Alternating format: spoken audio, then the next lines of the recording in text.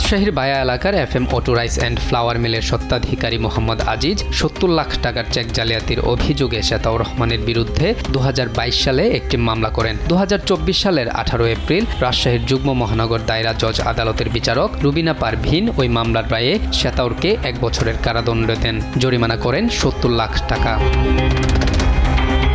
মামলার রায় ঘোষণার সময় আসামি শেতাউর পলাতক ছিলেন। এরপর গত বছরের 27 অক্টোবর মিঠুন নামে এক ব্যক্তিকে শেতাউর সাজিয়ে রাজশাহীর আদালতে আত্মসমর্পণ করানো হয়। আদালতে মিঠুন নিজেকে শেতাউর পরিচয় দেন। পরে আদালত তাকে রাজশাহীর কেন্দ্রীয় কারাগারে পাঠান। আর বাইরে প্রকাশ্যেই ঘুরে বেড়ান মূল আসামি শেতাউর রহমান। এদিকে শেতাউরের বিরুদ্ধে আবারও 75,000 টাকার চেক জালিয়াতির অভিযোগে চাঁপাইনবাবগঞ্জে একটি মামলা করেন আইনজীবী আব্দুল মালেক। এ মামলায় কেন্দ্রীয় কারাগার থেকে চাঁপাইনবাবগঞ্জের আদালতে আসামি শেতাউর সেজে থাকা মিঠুনকে নিয়ে যাওয়া হলে বেরিয়ে আসে থলের বিড়াল। এ সময় আইনজীবী আব্দুল মালেক আদালতকে জানান এই আসামি শেতাউর নয়, তিনি অন্য কেউ। পরবর্তীতে মিঠুন আদালতে স্বীকার করেন যে তিনি শেতাউর নন। টাকার বিনিময়ে শেতাউর সেজে কারাগারে যাওয়ার কথা স্বীকার করেন মিঠুন। মূল আসামি হলো শেতাউর রহমান মেম্বার, উনি ছিলেন আসামি, কিন্তু এই মিঠুনকে শেতাউর রহমান সাজিয়ে এই শেতাউর রহমানই ওকে ভিতরে ঢুকিয়ে রেখেছিল।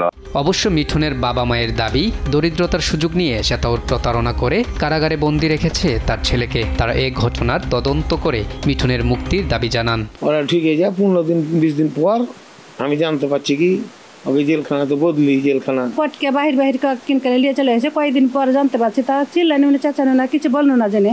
এদিকে এমন ঘটনায় হতবাক মিঠুনের প্রতিবেশীরাও। শেতাউর মেম্বারের চেকের কাছে ওই জেল কাটছে মিঠুন।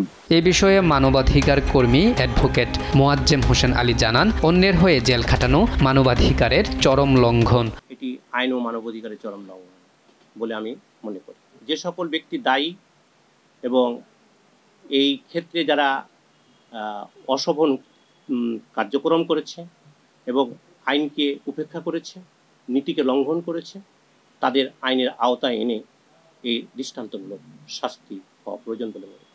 নিরপরাধ মিঠুন মুক্তি পাবে আর অপরাধীর শাস্তি হবে, এমনটাই আশা আদালত সংশ্লিষ্টদের।